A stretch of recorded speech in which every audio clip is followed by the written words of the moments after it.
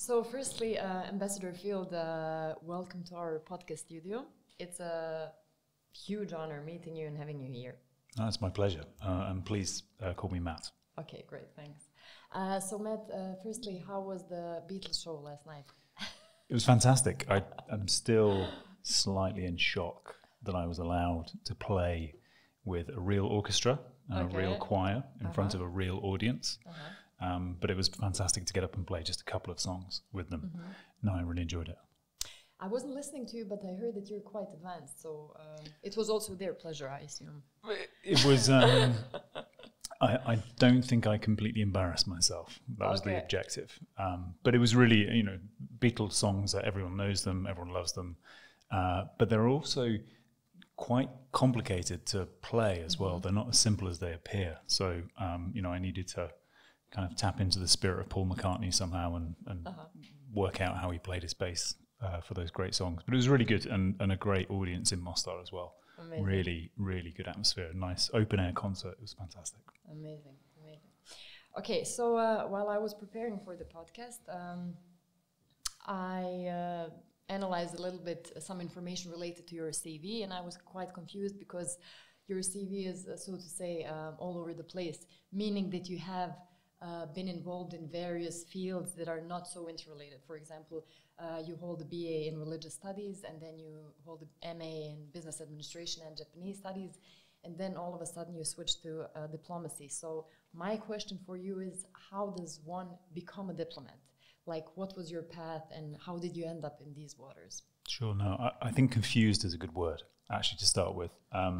So there's a lot of different things in my background there. So you mentioned, so my first degree was in religious studies. Then I did an MA in Japanese studies, Japanese society and language. And then a bit later on, I did the MBA, so the Masters in Business Administration, which probably tells you that I have trouble concentrating on one particular thing. That actually, I think, is part of what drew me to diplomacy. So since I sort of left school at 18, I spent quite a lot of time overseas. So I spent a year living in Kenya, teaching before I went to university. Whilst I was at university, I did a semester on the Erasmus program in Sweden. Then after I graduated, I went and lived in Japan for a couple of years. So there's kind of a pattern of being interested certainly in the more international life, so spending time overseas, not just traveling, but actually living somewhere. And I think that was what really brought me into diplomacy. So it's not something I really understood before. It's not something my family has ever been involved in. I'm the first in my family even to stay at school past 16. So this was just seemed a way of continuing that interest that I have in living in foreign places and I'm trying to understand them, trying to learn the languages, learn the culture. And I think this is where, probably looking backwards now, the unifying thread through all of that is curiosity. So I was interested, I was curious about places. And actually there are very few careers that offer you so much opportunity to spend time overseas and to be curious about places. And that was what really kind of brought me into the diplomatic life. So it's not that I had a great plan. I didn't wake up one day when I was 11 years old and decide this is what I wanted to do. But I did have that theme of curiosity, and that really brought me into diplomacy, and I feel incredibly lucky to still be doing it now. Amazing. Okay, so could you explain, like, in a simple manner, what does a diplomat and ambassador do? Because I think that people here are also quite confused generally what each of our governments is doing, what each of our political levels are doing. So because we have a quite complicated political system, so what is it? Who is a diplomat and ambassador? I think it's a great question. And to be completely honest, I arrived at my first day in our Ministry of Foreign Affairs, and I still didn't know what a diplomat did. I pretty much sat down on that first day, not really knowing what I would be spending my life doing from there. What really I think a lot of the diplomacy is about is representing, in my case, the UK. So I am the ambassador to Bosnia and Herzegovina, but I am the ambassador for the UK. And so my job, in whatever that particular job is in whatever country it is to represent the UK, not just the UK government, but the UK people as well. And that can take you into all kinds of interesting and strange places. I got to work in some really interesting countries during this diplomatic career that I've had, but what it's really been about is representing the UK. But I think to do that as a diplomat, to do that well, yes, you need to understand where you're coming from, but you really need to understand the place that you've been posted to. So being, what I said before about being curious, wanting to understand, okay, well, if I say I'm arriving, starting as I did earlier in my career, a posting in Brazil, to want to understand really how does that country work, where are the centers of influence, what's going on, what does it mean to be a business person in Brazil, what does it mean to be a young politician, to work in the military, to all of those different things you're trying to understand so that you can better do that job of representing the UK, representing your own country. And if you're lucky, and I think I have been lucky, you get to do that in interesting countries. You get to learn interesting languages. So, within our system, ambassador, which is an amazing privilege, again, to represent and lead the work in a country, you are part of a team. You're part of a whole embassy team, and diplomats are part of that. But actually, the great majority of our staff in our ministry are not diplomats. They're locally hired colleagues. So working as part of that team, leading that team as the ambassador, that is the job. That still probably leads you to the question, yeah, but what do you actually do all day? And this is where the great variety of the job. So you can be talking to some business people about how you can kind of strengthen commercial links between our two countries. You could be addressing a group of military cadets. You could be talking to some scholarship students before they go back to the UK. We have our brilliant Achieving Masters program. You can be doing all kinds of different things. So, talking to politicians is part of it, but to be honest, it's not that big a part of it. It's all of the different things that the embassy is involved in. And that's really what being an ambassador is about. And being a diplomat is being part of that team. And now I got actually more interested into my own degree, because I hold a degree in diplomacy and international relations. And I ran away from that field because in my perception, while I was 21 years old, it was so very political, and I didn't feel like belonging to that field. But actually, it's much more than that, as you explained. Well, you're probably more qualified for my job than I am. But the fact of it is that actually, especially in the UK service, you have people with all kinds of backgrounds. So I have colleagues, including ambassadors, who they might have degrees in classical studies, Latin and Greek. They might be an engineer, a music background. All kinds of people. At least when I joined with, would have. So actually, we have people without degrees at all. Yeah. That's also, I can think of several ambassadorial colleagues around our system who have gained experience in other ways. Again, the thing that I've seen, at least in my career, that set apart the really great colleagues, they all have that curiosity and that sort of drive to get to understand a place. I think it is. And part of that is languages. We're very lucky in this career. We get to learn languages. And in our system, you can often spend quite a long time preparing before you start your job in a country, learning that language. And I think that's a huge step forward. If you can speak the language well enough to kind of understand a bit more what's going on, you also express something of respect. Exactly. So respect towards that country, that you don't expect them to come to you on your terms, but you are willing to engage and listen. And it's very hard to listen if you're not speaking the same language. Of course, yeah. So we all know the role of the international community in Bosnian history, and it's still very present because we still have the High Representative. The war was ended thanks to the Dayton Peace Agreement. So according to your opinion, what should be and what is the role of the international community in Bosnia today? I think it's another great question, and one that I don't think there's an easy answer to. It's a question that I was asking myself when I first arrived here, and I'm still asking myself now. How can... I think maybe it's worth actually just breaking down what international community means, because not every country has the same agenda here. And certainly for the UK, we have a complicated business plan with lots and lots of details and metrics and things, but fundamentally our plan is quite simple. Our objective here is to help this country become more prosperous, more stable, more inclusive. And we do that not only because it's good for this country, but we do it because it's good for the UK. And so if that's the objective, then we are looking for partners who share those objectives. And I think we do have plenty here, including the sort of traditional partners, the US, Germany, France, working with the EU, also working with the UN system here, OSCE, a lot of shared objectives and partnerships here. But not everyone does share that objective, frankly. And so this is where we have to identify the partners that we can work with. What specifically should we be doing in Bosnia and Herzegovina here? I think you mentioned about Dayton. Of course, that's very important in terms of the way that the country is organised. But Dayton was set up to end a war. I mean, that's Holbrook's book on the subject, to end a war. And I think we can all agree 26 years on that there are limitations and problems within that system which we still live with today. And so finding ways to, as sort of Paddy Ashdown put it, Dayton is a floor, not a ceiling. Exactly. So it's a basis on which to build. And that project over 26 years of building Bosnia and Herzegovina up into a stronger, as we would say, more prosperous, more stable, more inclusive country. But it's not the end point.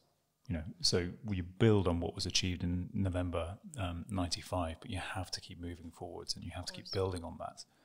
And this is where, international community, frankly, yes, we have a role to play, I think, still, in terms of support, in terms of encouragement, sometimes in terms of pressure as well, where we're working with people who perhaps don't want to change, don't want the country to become, that don't want the country to move forward. So that's the sort of combination, as I see it, of our role within it. But there's another important side to this, which is that at the end of the day, even as a British diplomat, British ambassador, a country that cares a great deal about this country, it's not my country. And this is a country that belongs to the citizens here, people of this country. And this is what we have to try to give a sense of, that we should be working towards a point at which we no longer need a high rep, we no longer need an EU special representative. We no longer need big UK support programs or things like that, because citizens here will feel that they have what they need to control and drive forward where the country is going. So a lot of this is about ownership. When we talk about local ownership, that's the local ownership that I mean. Ownership by citizens, and for them to feel that they can really drive it forward. And this then comes back again to what I think is such a big challenge in this country at the moment, is that a lot of people don't feel that ownership. And frankly, they're voting with their feet. They're leaving. And that, I think, is the real kind of crisis that the country faces. It's not necessarily even about the complications of Dayton or the political system or things like that. It's about how do you give people the chance to stay and succeed. Many people do. Many people are being successful here. Maybe we can promote those stories a bit better. But fundamentally, how do we help those people stay and succeed here in what is, after all, their country? Yeah, great answer. Thank you. You've been living in various countries and you've been part of different cultures. Did you have any cultural shocks or maybe some anecdotes that you would like to share with us? No, sure. I mean, this is the great thing about living in different countries. Frankly, if you're not shocked, then you're probably not paying attention. You should be surprised. I mean, I'm still surprised when I go back to the UK and on visits, and there are things about that country that has changed, and that's my home. So no, there's plenty of different things, and I think this is one of the reasons why travel, but particularly living in other countries, is so valuable. I think about the experience of being in Japan, which is a very developed country with many maybe superficial differences, but actually culturally enormous differences. Enormous differences from the way that I was used to or thinking, and not just in the UK, but also in a sort of European perspective.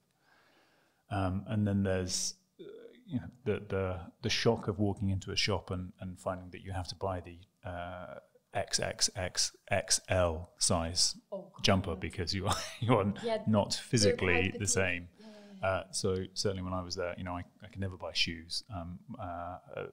I would just get laughed out of places when I tried to go shopping. But really the more sort of profound point there is It's about opening yourself up to trying to understand. Yes, to being shocked and confused, but also being curious enough to go to that next stage of, well, okay, well, why is it done like that? Why is it different in that way? What is going on? And this certainly happened when I was in Japan, and that's quite a dramatic difference. But it's happened in every place that I've lived. You know, I remember arriving in Croatia on my first posting as a diplomat, and you know, I spoke a little bit of the language, not a lot, but I spoke some of the language. And you know, first impression was, why is everyone arguing all the time?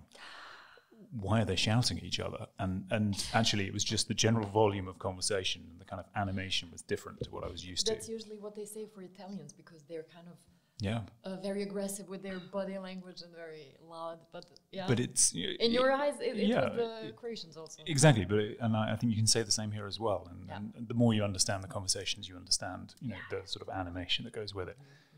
But I think those kind of experiences can only help broaden your mind if you're open to them, and if you're looking to get a bit deeper than that first kind of culture shock.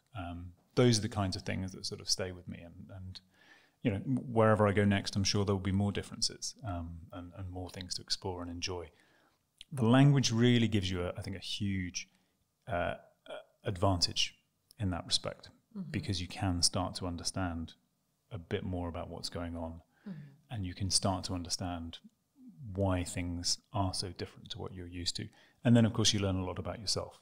So you learn, well, the framework that I've grown up with, which, of course, is not the same for everyone.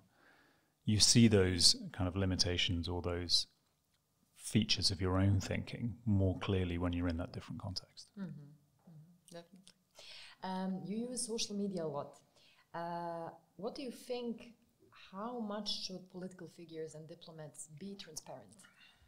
Yeah, it's another good one. I think it's particularly, you know, I didn't use social media before I started this job, frankly. I mean, it was something I tended to avoid. But being an ambassador for the UK these days, it's not even an option. It's a requirement. It's an expectation that this is part of what you do.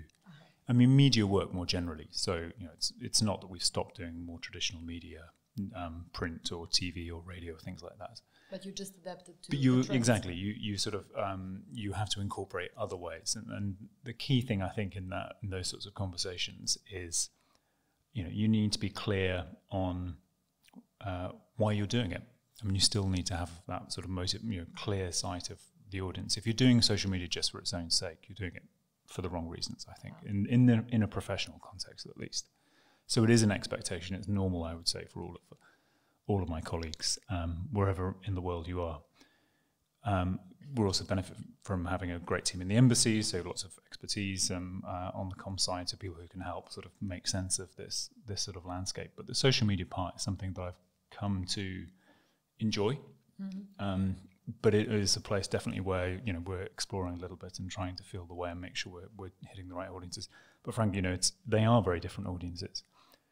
Who you reach on Twitter in BIH is not the same as who you reach, say, on Instagram or LinkedIn or Facebook, you know, and so, or who you reach through radio, who you reach through the many TV channels that you have here. So it's trying to think of ways of doing that. But as long as you keep coming back to the purpose, why you're doing it, then I think you can have a lot of freedom within that. And certainly within our ministry, I think they're pretty open-minded these days about using those channels, as long as you're doing it for the right reasons.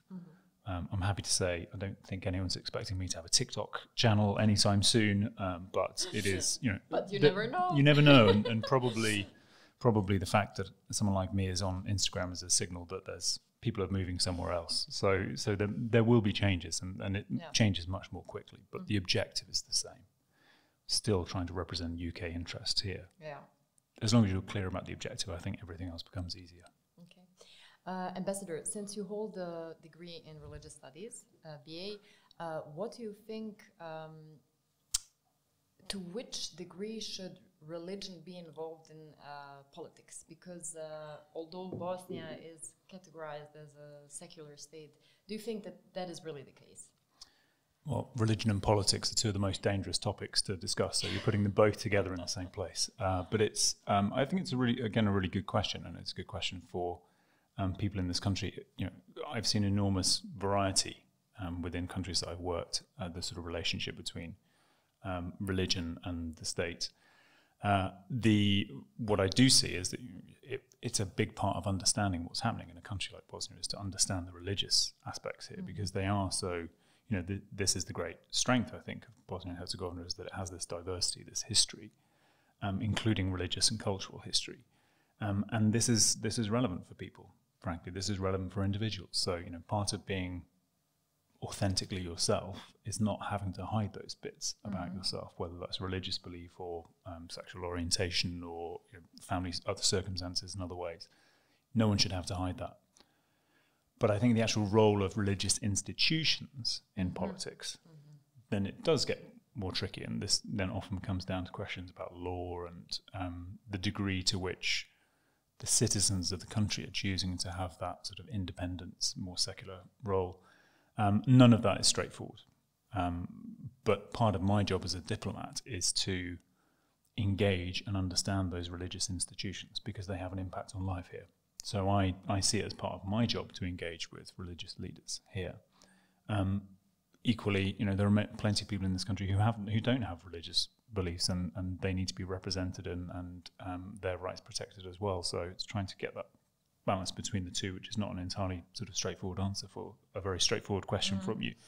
One thing I will say, I find it interesting, for example, the UK has an ambassador to the Holy See. So we have an ambassador to the Roman Catholic Church. Okay. So a colleague of mine has just handed over his credentials to the Pope, and that is like a diplomatic job, but specifically to a religious institution. Now, I wouldn't be surprised in the future if you see more of that, so religious institutions.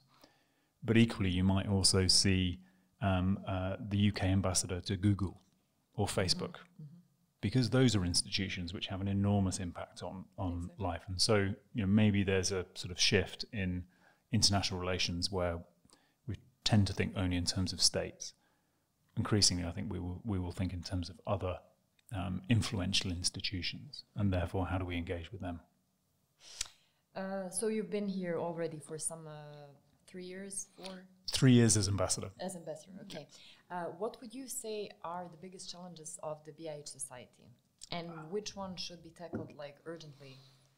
I'm not going to name I'm not going to go into corruption, nepotism. I don't want to make this question too suggestive. No. I think it's a great question, and it's actually a question that I asked very early on, and I continue to ask, and I think I will be asking up until the last day that I'm here. What are the priorities for people in this country? That's the first thing. It's not just about what I think are priorities. It's actually about listening. So, what do citizens in this country think are the priorities? We have done some. I was very interested in always, although my background is more sort of social sciences, I'm always very interested in data. So, where can we actually put numbers on things? Where can we do sort of more solid analysis rather than just take impressions? And so we did some research with young people around the country, and including actually some people who had left the country already, and asked what their priorities were, what kind of things were important to them. And actually the themes, which won't surprise you, but were pretty clear. Yes, it's about economic opportunity, but particularly economic opportunity without the interference of party politics and that sort of nepotism you mentioned. But I mean, this is a theme that comes up realistically. The sense that you need to have veze in order to get ahead, whether that's private or public sector. So a real frustration even clearly for with minor that. Things. Yeah, absolutely. So that came out. Public services, quality of public services, healthcare. This is even before Education. the pandemic. This pandemic was hugely sort of amplifying this. But healthcare and education are two of the top priorities clearly for people here. The phrase that jumped out to me was that they wanted healthcare with dignity. Okay, that took a bit of understanding. Okay, what's going on there? And essentially, I think this is people's experience of going through the healthcare system here is often completely demoralizing and frustrating. The sense either that you need to bribe in order to get public services, or that you need to work through connections in order to get even the things that, let's be honest, you have already paid for as a taxpayer. Exactly. And then quality of education was another clear theme. And I'm sorry to say this, but a couple of years ago, for the first time, BIH took part in PISA, which is the International Education sort of Standards process, and the scores were not good. I mean, it was not a good picture. I remember. And the frustration is that partly because of that not very good picture, I think BIH will not be participating again. And of course, you lose all the benefit of trying to track the quality of the education system. So these are clear sort of themes that come out. Another point that came out was people talked about insecurity in BIH. And that, again, took a little bit of unpacking because, especially coming from Brazil, which is a country that has enormous public security problems, this doesn't feel like an insecure country to me. But I think it's actually something more profound. It's about a feeling of insecurity, partly because of the politics here, which is often very focused on division in the past, but also a lack of confidence in the rule of law here. And fundamentally, what that comes down to is will the rules be applied to everyone the same? Or is someone above the law? And I think people's feeling of insecurity comes from that sense that some people are above the law. The law does not apply to them in the same way. So that sort of security aspect, I think, is part of what's going on. And actually, the theme running all of those, and you mentioned it at the start, is corruption. Yeah. And I was talking earlier today to actually an entrepreneur, so someone who runs his own startup company. He's had to work very hard, in very difficult circumstances, but started to really kind of see the rewards of that effort. And I think it's a good example of what is a great IT sector in this country. But he talked about what the priorities are. He said, number 1, corruption. Number 2, corruption. And number 3, corruption. And if you can start to tackle that issue, which is not easy, but then you address a lot of the underlying problems we're talking about. We touched upon briefly on education. What is, according to your opinion, the biggest issue with our educational system? Again, it's a good question, but it's one of those that I'm always wary because I'm not an educational expert. And you do have genuine experts in this field in this country. Many of them quite frustrated that they're not listened to more by decision makers. But certainly the quality of the outcomes, PISA highlighted that. So this, frankly, is not only about legacy. And PISA gives you quite a useful kind of point of contrast because you have other former Yugoslav countries within that process. Yeah. And a number of them have made much more progress. They are much further up the list. So this isn't only about where BIH was in, during the breakup of Yugoslavia. This is about the lack of progress since. So quality is clearly lacking. Part of that, I think, is the connection probably to the job sector as well. So you talk to companies and they tend to say, well, the education system isn't producing what we need, and it isn't matching where the 21st century opportunities are. So where are the jobs of 10, 20 years from now? It's probably preparing people for jobs of the past. So, there needs to be a much stronger link between what the new areas are, and I mentioned IT as being one of those. It's not that everyone should be a coder, but it's that everyone should have the ability to use those tools in whatever field they're going into. So thinking about that. And then there's a final aspect to education, which is very problematic here as well, which is about the fact that you don't have an education system. You have many education systems. There are, it's a very kind of fractured, and again, partly this goes back to dating, but it's a sort of fractured system here. There's a lot of focus, especially amongst the international community, on 2 schools under one roof, which is, a physically divided school. And obviously that is massively problematic for lots of reasons. And it's again related to the security issue, the feeling of not being. Why do we need 20 plus years after war kids to be divided in schools? I mean, it's crazy. No, absolutely, and there's the great example I think in Yaitse of a school where the kids refuse to be divided. Yeah. And that voice, and that's a great example I think for all of us. But frankly, the problem isn't only 2 schools under one roof. A lot of the problem is 1 school under one roof. You have completely segregated and separate schools. They're sort of mono-ethnic, monocultural, and are deliberately kept that way. And I think that is a big part of the problem as well, is that you have this very divided education system. So yes, there's an sort of integration inclusion problem, but there is also a really big quality issue there. And It's tough. It's tough to tackle both of those. But personally, I would say if you focus on the quality, if you have fewer but high quality schools, then you will start to tackle the integration problems as well. Yeah. So you frankly, and this is an example I think we've taken out from home, looking at Northern Ireland, where we have many of the similar challenges, and especially in the education system. And the way that it was explained to me when I was on a visit there was, okay, well we're not going to have two bad schools. We're going to have one good school. And then you can have the choice as to whether you want your kids to go there. And when parents see that there is a really high quality education option there, then they'll be much more likely to take part in integrated education.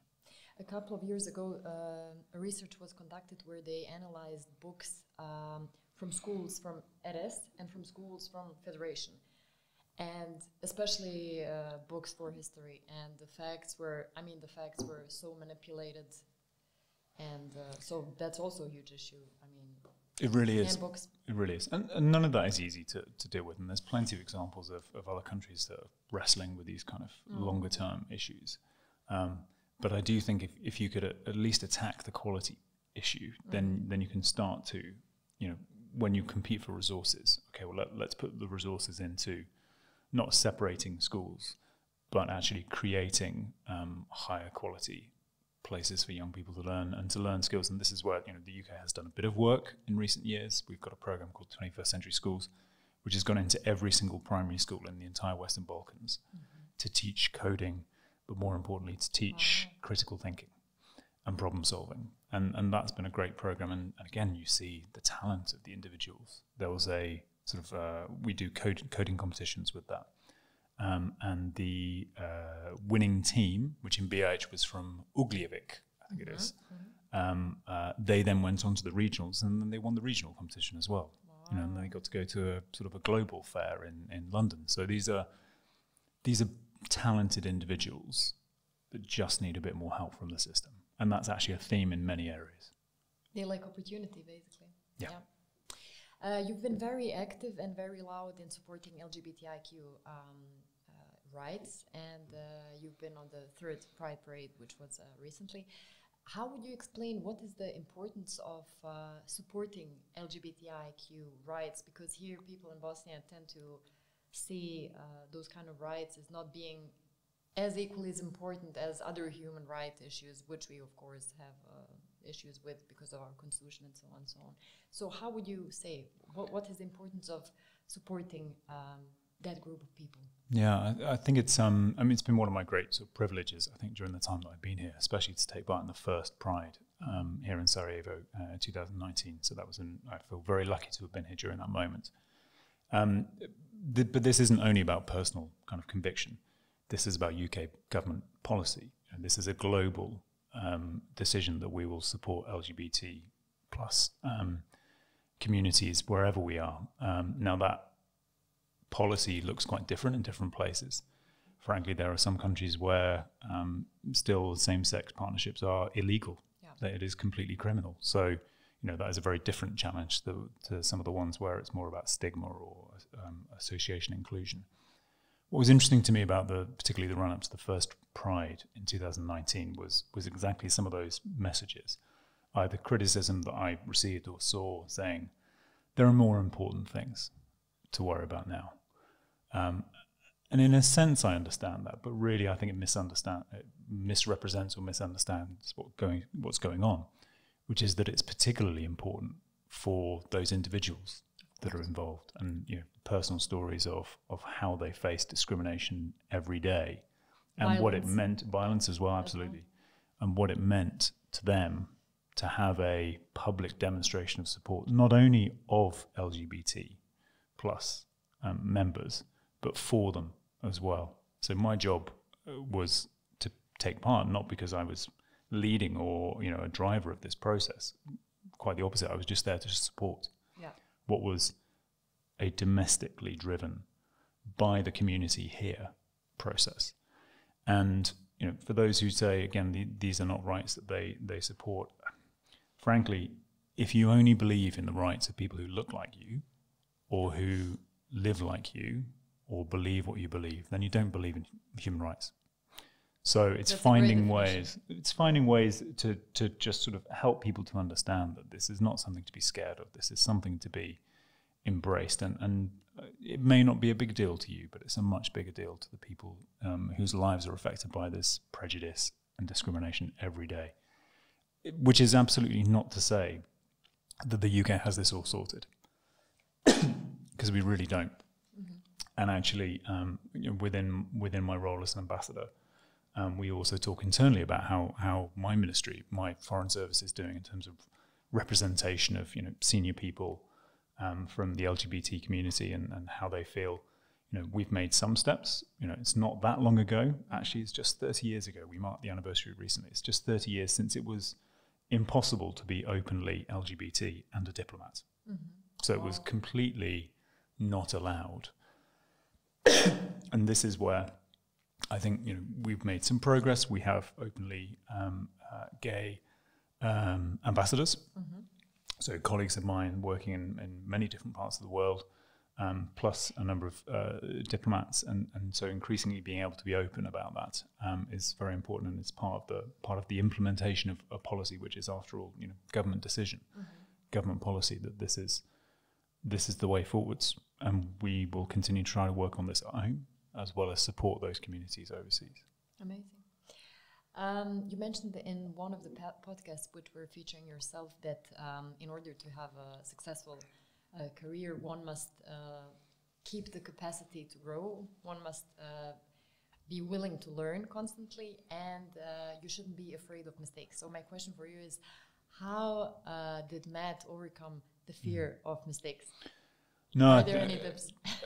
Again, not something I've cracked definitively for good, but it's something that I've kind of come to learn more. And this point about growth mindset, I think this is also something that jumps out to me, particularly the experience of having children, actually, and the way that you sort of parent and raise. And the way that this sort of was explained, or I understood it, is that you think about this in terms of the message that you give to a child, say. If you praise someone for being smart, say for talent, wow, you did that really quickly, you're so clever. You are praising sort of an innate ability that they either have or they don't have. And when that same individual, let's say that lesson is ingrained over time, when they come up against something that they can't do quickly, when they face a problem that is not easy, what do? And I think the one of the natural responses then is to disengage and say, well, I'm not good at that.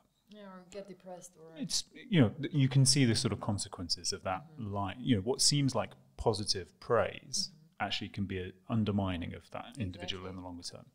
If you praise for, grit, for determination, for sticking with things, then you can sort of reinforce those positive messages. And when something is hard and when you can't do it the first time, that's not a reason to give up, but it's a reason to rethink.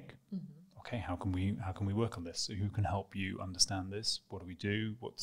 This is the growth mindset, the one that says you are able to change and adapt over time, and that is clearly not something that only applies to children.